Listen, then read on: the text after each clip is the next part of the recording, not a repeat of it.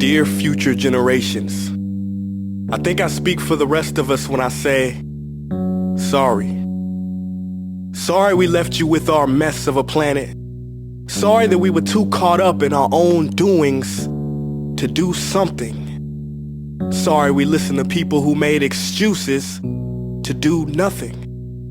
I hope you forgive us. We just didn't realize how special the earth was. Like a marriage gone wrong, we didn't know what we had until it was gone. For example, I'm guessing you probably know it as the Amazon desert, right?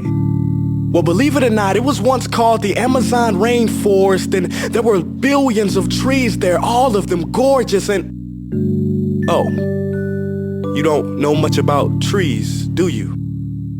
Well, let me tell you, trees are amazing. I mean, we literally breathe the air they are creating. They clean up our pollution, our carbon. They store and purify water, give us medicine that cures our diseases, food that feeds us, which is why I'm so sorry to tell you that we burn them down. Cut them down with brutal machines, horrific, at a rate of 40 football fields every minute. That's 50% of all the trees in the world gone in the last 100 years. Why? For this.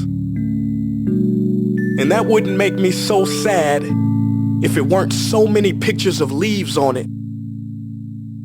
You know, when I was a child, I read how the Native Americans had such consideration for the planet that they felt responsible for how they left the land for the next 7 generations. Which brings me great sorrow, because most of us today don't even care about tomorrow. So I'm sorry. I'm sorry that we put profit above people, greed above need, the rule of gold above the golden rule. I'm sorry we use nature as a credit card with no spending limit, overdrafting animals to extinction, stealing your chance to ever see their uniqueness or become friends with them. Sorry we poison the ocean so much that you can't even swim in them. But most of all, I'm sorry about our mindset, 'cause we had the nerve to call this destruction progress. Hey Fox News, if you don't think climate change is a threat, I dare you to interview the thousands of homeless people in Bangladesh. See, while you were in your penthouse nestled, their homes were literally washed away beneath their feet due to rising sea levels. And Sarah Palin, you said that you love the smell of fossil fuels. Well, I urge you to talk to the kids of Beijing who are forced to wear pollution masks just to go to school. See, you can ignore this, but the thing about truth is, it can be denied, not avoided. So I'm sorry, future generations. I'm sorry that our footprint became a sinkhole and not a garden. I'm sorry that we paid so much attention to ISIS and very little to how fast the ice is melting in the Arctic.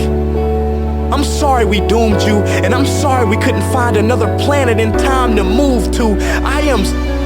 You know what? Cut the beat. I'm not sorry. This future, I do not accept it, because an error does not become a mistake until you refuse to correct it. We can redirect this. How? Let me suggest that if a farmer sees a tree that is unhealthy, they don't look at the branches to diagnose it, they look at the root. So like that farmer, we must look at the root, and not to the branches of government, not to the politicians run by corporations. We are the root, we are the foundation. This generation, it is up to us to take care of this planet. It is our only home. We must globally warm our hearts and change the climate of our souls and realize that we are not apart from nature, we are a part of nature. And to betray nature is to betray us. To save nature is to save us. Because whatever you're fighting for, racism or poverty, feminism, gay rights, or any type of equality, it won't matter in the least. Because if we don't all work together to save the environment, we will be equally extinct.